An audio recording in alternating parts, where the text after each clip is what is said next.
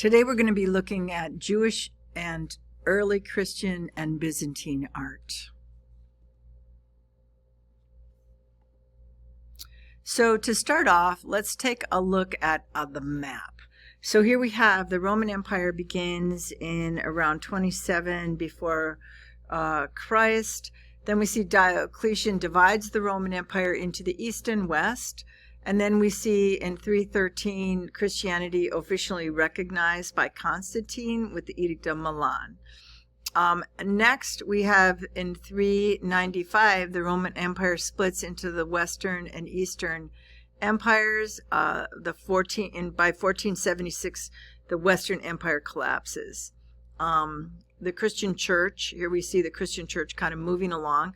There's the Eastern Byzantine Empire, growing rift between Western and Eastern churches. So eventually the Eastern Church becomes the Eastern Orthodox Church, and eventually the Western Church becomes, the Christian Church officially splits into the Western Catholic Church. So that's how we see the split between the Western Catholic Church and the Eastern Orthodox Church. And there we see also the Ottoman Empire, later called the Roman Empire, and the Byzantine Empire ends. So that gives us a nice kind of look. So the first thing I want to talk about is images. Iconoclasm means the visual images are strongly discouraged and often forbidden, and iconophiles are those who strongly encourage the use of visual images. So iconoclasm is discouraging, iconophiles is the use. So Judaism is a religion which has strong restrictions against the creation and veneration of any visual images of gods. The second commandment warns against creating and worshiping graven images. So here we are. These are the catacombs. And the catacombs, in the first century, Rome's Christians did not have cemeteries. They owned land and they buried their relatives there. Otherwise, they resorted to common cemeteries where other people also were buried. This is how St. Peter came to be buried in the great public necropolis or City of the Dead on Vatican Hill, available to everybody. St. Paul was buried in a necropolis along Via Ascensi, and in the second half of the 2nd century, as a result of various grants and donations, the Christians started burying their dead underground. With the Edict of Milan, promulgated by the Emperor Constantine in February of 313, the Christians were no longer persecuted. They were free to profess their faith, to have places of worship, and to build churches both inside and outside of the city, and to buy plots of land without fear that the land would then be confiscated. Nevertheless, the catacombs continued to function as regular cemeteries until the beginning of the 5th century, when the church returned to bury exclusively above ground or in basilicas dedicated to important martyrs. When the barbarians, the Goths and the Visigoths, remember the barbar, people who don't speak Greek, invaded Italy and came down to Rome, they systematically destroyed many of the monuments and sacked many of the places, including the catacombs. The people were powerless in the face of such repeated pillaging, and toward the end of the 8th century and in the beginning of the 9th century, the popes ordered the removal of all relics of all martyrs and of all the saints to city churches for security. When the transfer of the relics was completed, the catacombs were no longer visited. On the contrary, they were totally abandoned. So, with the exception of St. Sebastian, St. Lawrence, and St. Pancratius. In the beginning, they were only burial places, and here the Christians gathered to celebrate their funeral rites and the anniversaries of the people who died. So just like the Romans, who had extreme, Etruscans that had very elaborate funeral rites, and they also, venerated and honored their ancient ancestors, so did the Christians. During the persecutions, in exceptional cases, the catacombs were used as places of momentary refuge for the celebration of the Eucharist. They were not used as secret hiding places for early Christians. This is fiction, and it comes from novels and movies. After the persecutions, especially in the time of Pope St. Damascus, 366 to 384, they became actual shrines for the martyrs and centers of devotion and of pilgrimage for Christians from every part of the empire. Many of them began and developed around family tombs, whose owners, newly converted Christians, did not reserve them for family members only, but opened them up to any brethren of the Christian faith. There we see some bones kind of in an alcove underneath that little archway. Typical is the case of St. Calixtus. The church took up directly the organization and administration of the cemetery, assuming a community character.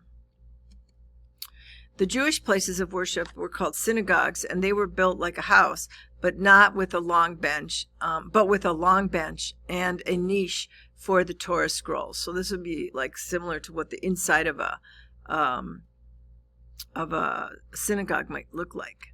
But with Christianity, which was at the time kind of considered like a sect of Judaism, it was a Masonic offshoot which believed that God did come to earth in the guise of his son, Jesus, and was recognized as a visual form of God in man. So this allowed for images of God to be made in the likeness of Jesus. Visual forms became important in the development of the Christian church. And we also see quite a few symbols. So the ichthus, and in the catacombs we can see, in this case, if you look up here, we have Christ, the Lamb of God. Sacred burial areas where Romans would not pursue Christians. Christians drew the ichthus near their meeting places so that others could find those particular catacombs. And there we see Christ without a beard, very young, and of course a shepherd. So the ichthus was a fish symbol used by early Christians who worshipped in secret. The favorite theme was Christ as the Good Shepherd, which was camouflaged as Hermes Kryphoros, a Roman god image, in the very early days of Christian persecution. This is the Shirio, and it was a symbol used, the first two letters of Christ's name in Greek, and it became a symbol of Constantine's victory. And here we see the Shirio with the Alpha and Omega, meaning all beginning and all end. And then, of course, the Good Shepherd. So the spirituality of the catacombs is moreover social.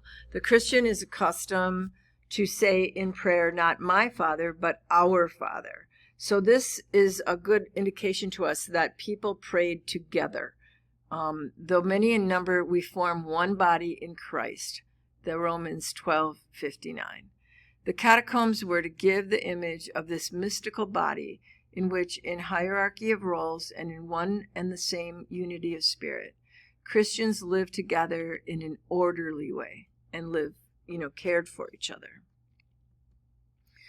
Christ is placed as the most predominant character. The symbol of Christ as Good Shepherd was, for the ancient Christians, the most frequently represented symbol in all of the catacombs. So we see this over and over again. Here we see Christ again starting to change a little bit, and we also see this halo. So the halo is a really interesting symbol in the ancient Christian period, because the idea here is that we are talking about the grace of God, and grace was considered like light, that there was this energy or luminescence around God.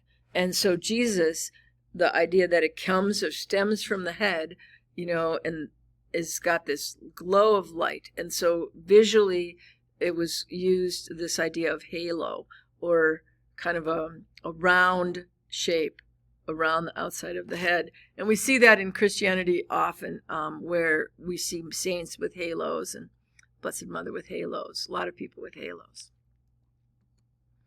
Finding the baby Moses notices how the images appear flat and not realistic, like certain Greek works. And just to kind of go over this whole method here of the Constantine 330 transfers the capital from Rome to Constantinople. just sort of the evolution. So what I want to talk about within that evolution is some of this architecture that was used. So here we have the Roman basilican form. So we looked at Maxentius, and what we see is this large rectangular building with multiple stories that are held up by columns and arches, with a roof that has a pediment and open windows at the top of the roof and on the second story. And we call those clear stories. So those, just like in Knossos, where we had those open areas that would allow the light to come down into the building. Remember, we don't have electricity, so we need to be able to light the inside of the building during the day, and that's how that was done. So if we look at it here, this is the early Christian form. So what we have is an atrium, an open area. We have a doorway that leads us in with an open space. So that's called the narthex, like a hallway before you get into the actual church. We have a center aisle called the nave. Now in the basilican form, we can go all the way back to ancient Greece because they used basilican forms too. And they would call that the naos. And so in Rome, it became the nave, and that's the center aisle. And then we have the side aisles on both sides. And then at the end of the building, we can see there's that round area where the god would have been. We call that the apse. And then the Christians added the transept. So it's like the shape of the cross. So that's the basilican plan. There's our clear story windows on the second and third floor. That opens up the light to the space. And then they take and use the Pantheon and a similar kind of space for a central plan church. But we still have a narthex, we still have an atrium, we still have an apse, we still have side aisles, and we still have the central dome area. Okay, so let's take a look at Old St. Peter's. So this is built after the Edict of Milan, and we have the early Christian basilica, 320 to 390. Again, it's very large. It is not a Roman basilica, which was used for non-religious purposes, but the Roman basilica was used as a court of law. And so a lot of people feel that some historians think that that's why the Christians adopted this form, because it was no longer a place where they would be persecuted, but a place where they could worship, but also they could worship socially. So if you look at all the old temples of ancient Greece and Rome, there wasn't an open worship area. The high priest, would go into a small room, and then he'd come back out, and he would tell everyone what the God said. There wasn't like an open social aspect to it, where Christianity was extremely social. Again, it is our Father, not my Father, but our Father. So let's take a look at Santa Maria Maggiore of Rome. In 375 before Christ, a temple was built in the honor of the Roman goddess named Juno. She was a protector of women. This temple of Juno Lucina became one of the most important in Rome, serving as a place of worship for over 800 years. So then what happens, Santa Maria Maggiore is one of the oldest and most spacious churches in Rome. It is built in the 3rd century right on top of where the original temple for Juno was. And it had undergone many alterations over the years. But again, this is something that we're going to see over and over again, where the culture changes from paganism to Christianity, and then the temple space is sort of taken over and now becomes a Christian church. So there's our overhead, and there we can see the pendentives and the dome and the arches and all of the rest. So this is the nave of one of the churches, and this would have been very much what Old St. Peter's would have looked like. There we can see the clear story windows, the columns. They look like they're similar to Ionic, but they don't have any fluting. They're flat. Notice that the ceiling is coffered in squares and very ornately decorated, and then the altar is placed at the opening of the apse at the end of the piece. This is Galla Placida. This is her tomb. She married the master of soldiers of Constantine, who ruled briefly as co-enter with Honorarius, Gallus's brother, when he was at the height of his career, and their son Valentinian III reigned in the west. When the Visigoths, under King Alaric, sacked Rome in 410, they carried off Galla as a hostage. She was, of course, returned and later went on to rule the empire when her son was very young. So she was like a dowager, right? She was the Augusta Mater, which translates as the most pious and eternal empress. So she was a very important person at that time. And this is, again, a Christian burial space. And it's filled.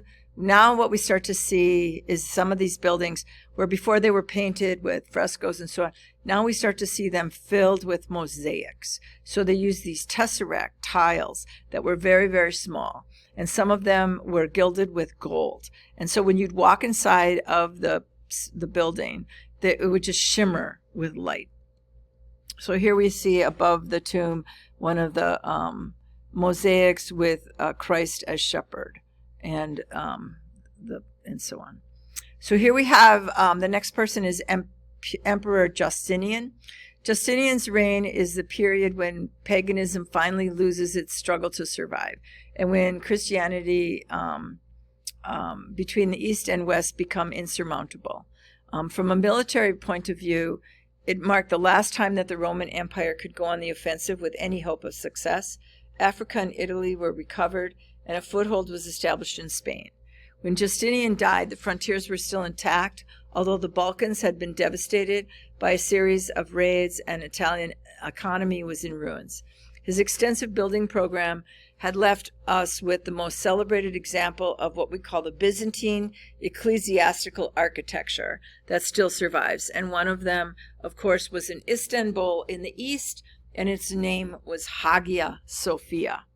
His reign was a period of classical culture that was in sharp decline. Yet it had one last flowering, with historians such as Procopius working within the tradition inherited from Herodotus and Thucydides, and poets such as Paul the Silentary, who wrote some of the most beautiful poems from the classical tradition. The Codex Justinus, the Institutes, and the Digest of Roman Jurisprudence, all commissioned by Justinian, are monuments to the past achievements of Roman legal heritage. Justinian's reign sums up the past. It also provides a matrix for the future. There was a bubonic plague, which appeared in Constantinople in 542 for the first time in Europe, and when it traveled around the empire in search of victims and returned to the capital for a new crop in 558. The plague ended a period of any economic growth and initiated one of the overstrained resources. So Hagia Sophia was a project that was conceived by Justinian, and it was quite grandiose.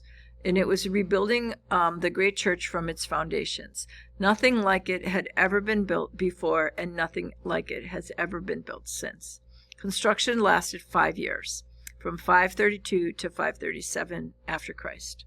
And on December 27, 537, the Patriarch Manas consecrated the church. Hagia Sophia in Constantinople is a large dome supported by buttresses, pendentives used in corners, and transitions between square and round mosaic minarets were added later. So this is how it stands today. The thrust of the dome is countered by two half domes, one on each side, east and west, and the smaller conchs of the bay at the four corners of the nave. The vast rectangular atrium extending west of the narthex had a peristyle along its four sides. At the center stood a fountain of purification, with well-known inscription that could be read from left to right: "Cleanse our sins, not our face." So here's an overhead, and you can kind of see what I'm talking about. So there we have the naos in the middle. Remember, the naos is the same as the nave. It's like the open aisle in the middle. We have the narthex, which is where the doors would be, a forecourt instead of an atrium. And then we have the aisles, the side aisles on each side. Now where those X's are, that's because there's a groin vault above them. So that's what those X's mean.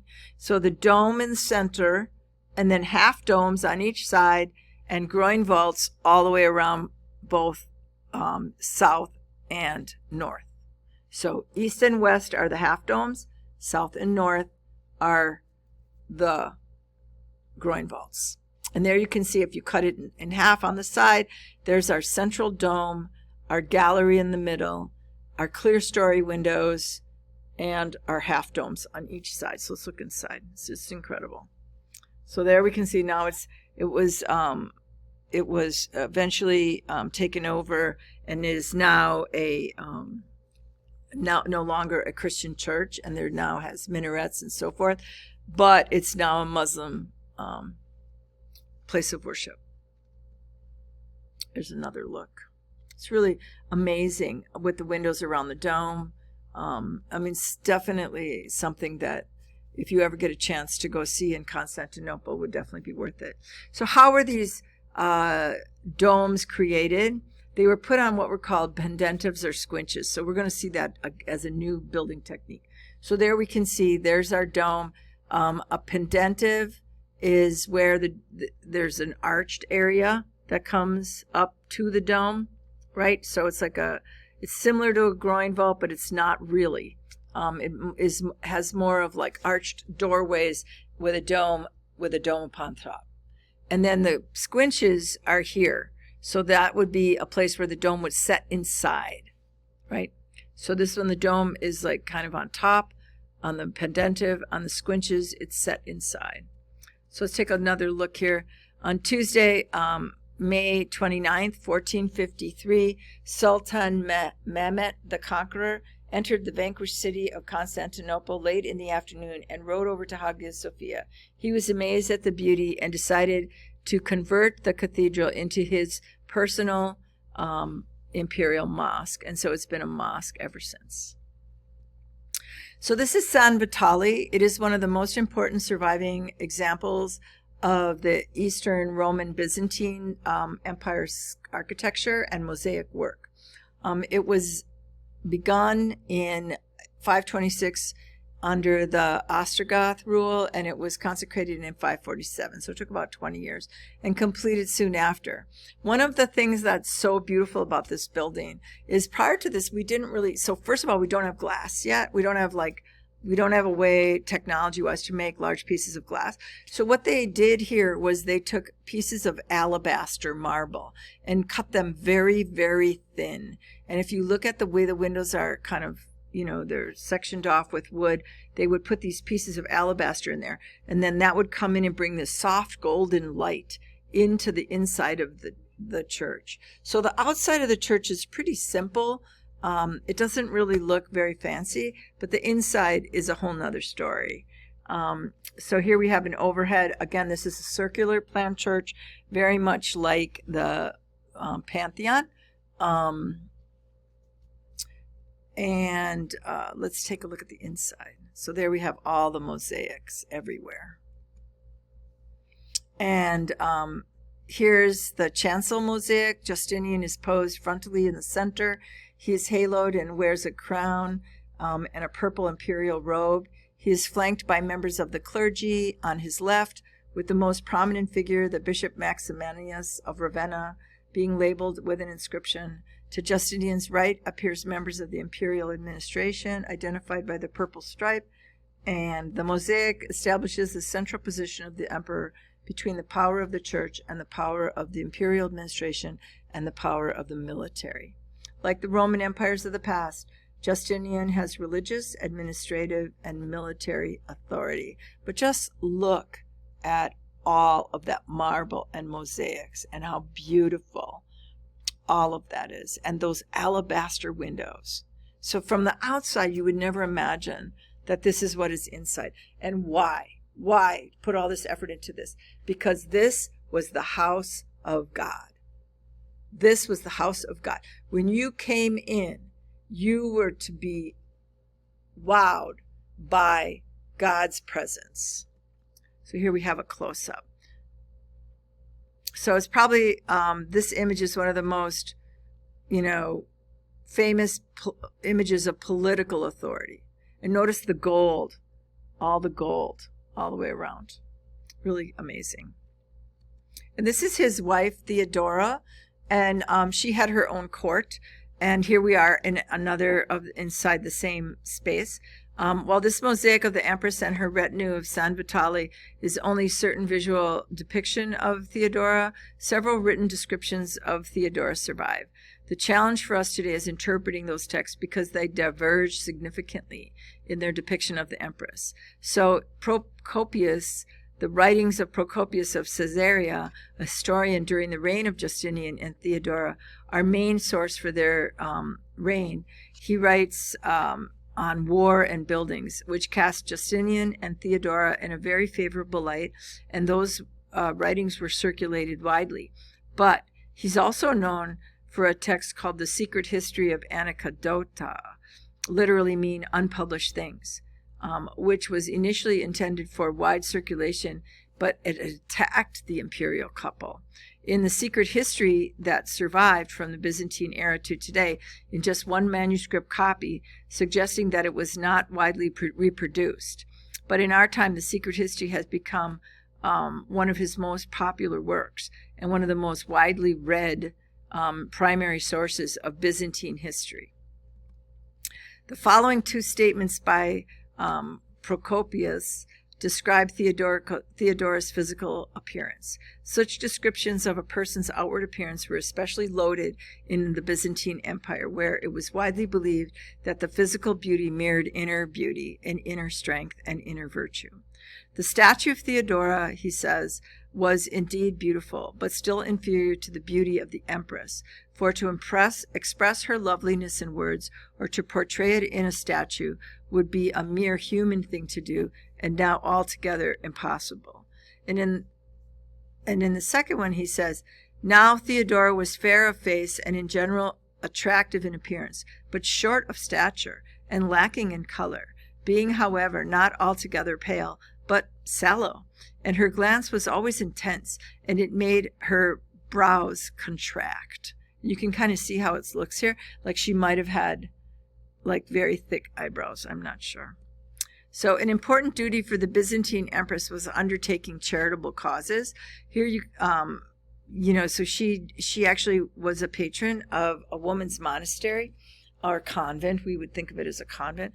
And these sovereigns endowed the convent with an ample income of money and have added many buildings for their remarkable beauty and costliness to serve as consolation for the women, so that they should never be compelled to depart and practice the virtue and faith in God. But Theodora also concerned herself to devise punishments against the body. Harlots, for instance, to the number of more than 500 who plied their trade in the midst of a marketplace at the rate of 3 obols, just enough to live on, she gathered together, and sending them over to the opposite mainland, she confined them to the convent of repentance. It is called trying, as it was called, trying there to compel them to adopt a new manner of life and to lead a more religious life. And some of them threw themselves from the height of the night from the top of the building, and thus, they were not happy with the transfiguration. So the spread of Christianity to the 4th century through Eastern Germanic tribes, notably the Goths, adopted Arianism, and from the 6th century, Germanic tribes were converted and reconverted by missionaries of the Roman Catholic Church. Firstly, among the Franks, after Clovis' first conversion to Catholicism in 496, and in 498, he let himself be baptized in Reims. With this act, the Frankish kingdom became Christian, although it would take until the 7th century for the population to abandon their rustic customs. This was typical of the Christianization of Europe. Conversion of the West and East Germanic tribes took place top to bottom, in a sense that missionaries always aimed at converting the nobility, which, once they were converted, then they could impose their faith on the new, on the general population. In Ireland, The first non-Roman area to adopt monasticism was Ireland, which developed a unique form closely linked to traditional clan relations, a system that later spread to other parts of Europe, especially in France. The earliest monastic settlements in Ireland emerged at the end of the 5th century. The first identifiable founder of the monasteries was Saint Bridget, a saint who is ranked with Saint Patrick as a major figure of the Irish Church. The monastery at Kildare was a double monastery for both men and women, ruled by the abbess, a pattern founded in other monastic foundations. Commonly, Irish monasteries were established by grants of land to an abbot or an abbess who came from a local noble family. The monastery became the spiritual focus of the tribe or kin group. Successive abbots and abbesses were members of the founder's family, a policy which kept the monastic lands under the jurisdiction of the family and not in the jurisdiction of the church, or the Holy Roman Empire, if you will, the Holy Roman Catholic Church, and corresponded to Irish legal tradition, which only allowed the transfer of lands within a family. And that is where I will stop for early Christianness, and we will start to move on into the Middle Ages or the medieval period, and then we will take a look at Romanesque and Gothic churches. Okay.